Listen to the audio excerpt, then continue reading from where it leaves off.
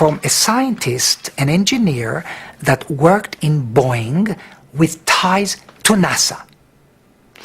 And I don't know, the conversation started between me and him that it is, no matter how far out this sounds and how science fiction it sounds, that it was possible to get Michael Jackson to the moon.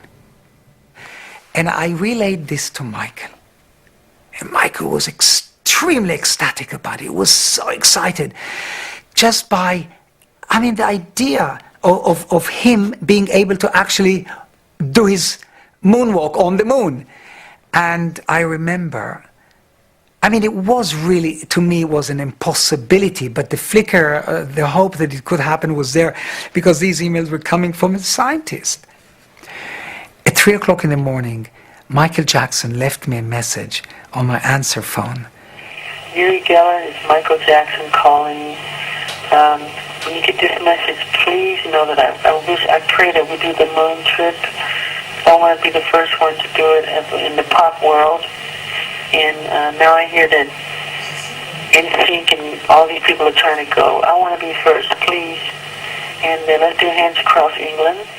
And let's think of some other wonderful things. I love you. Goodbye. This was so sweet, it was so timid, it was so naive, it was so gullible, it was so beautiful and gentle that I had to keep, I didn't want to erase the message. I listened to it over and over and over again. You see, Michael Jackson believed in the impossible. Just months later, the superstar was back in Britain to visit Uri. With Michael's permission, every step of the visit was recorded by his friend. Michael! Thank you, Michael! I love you! You see, these scenes, these moments, conjures up religion. It conjures up God. This is kind of on a different plane. This is like these people, these fans, looked at Michael almost like a Jesus.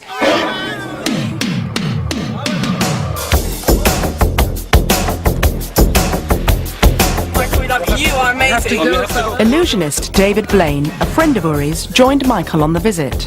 Their first stop, a tour of Parliament as a guest of another friend of Uri's, Lord Greville Janner. Michael really loved that sculpture, but come on, that's been there probably for hundreds of years. He couldn't take that home.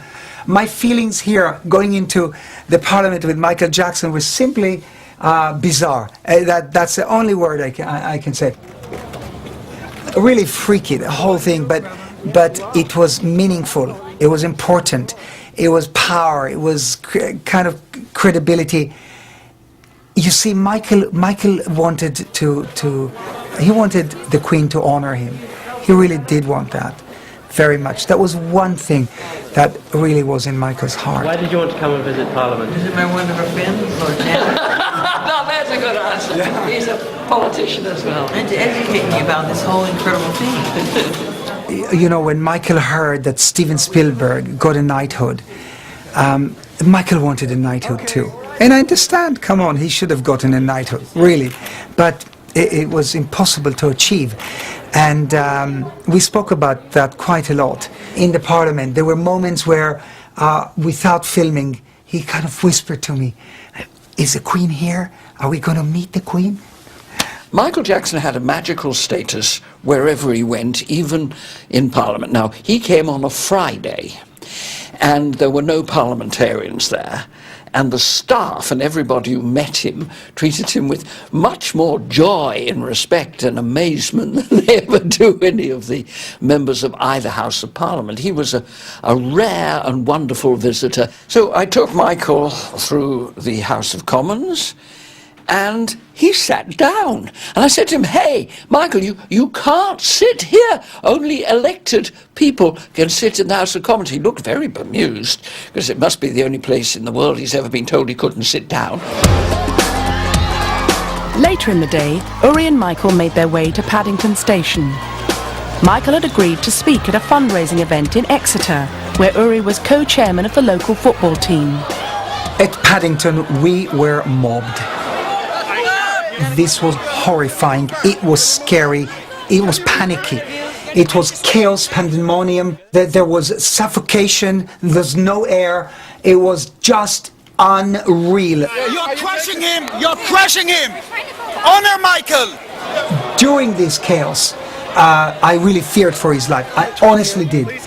Nobody could contain the pressure of the bodies. Somehow Michael fell onto the pavement of Paddington. And he lay there like this for a few seconds, and you can imagine, I could not think. He's on the floor here, right here. Look, it takes seconds. We try to get some air around him, and then I've never seen anything like it. It was like from the movie The Matrix. He sprang up, or it catapulted off the floor like some type of a cheetah, a tiger, and he just zoomed as fast as the speed of light to the train. We couldn't catch up with him. It was impossible. Yeah, of course. And Michael, this is for you. This is Marvel Comics, and that's me. What kind of comics? Michael had agreed to travel to Exeter to help raise money for Exeter City Football Club and to raise money for a children's charity. On the train with him was Mark Lester. The pair had become friends when they were both child stars. Mark had played the part of Oliver as a boy. Michael and Mark were godfathers to each other's children. As a godparent, Michael was fabulous. I mean, we spent Christmas with him a couple of years ago, and he flew us all out to Bahrain for a week, and we arrived at this palace where we were staying, and Michael had laid out all the Christmas presents, and it looked like the ground floor of Hamleys. I've never seen so many presents in my life. I mean, it was ridiculous. I mean, if the children never had Christmas again, that would have been, they've had all their Christmases in one go. I mean, it was unbelievable, and we had a week of absolute joy with Michael and his children. And Michael, as a dad, was a great dad. He was the sort of dad that everyone would want to have as a dad. You know, he was firm but fair. The children he was very hot on manners, especially table manners. The children were extremely polite. They always had to say please and thank you, and he was very particular about that. They were very well educated, I must say. They are some of the brightest kids, and they are very polite and very, very nice children. Michael did a very good job on bringing them up. Once in Exeter, thousands were waiting to meet Michael as he arrived at the football ground with Uri, Mark and David Blaine.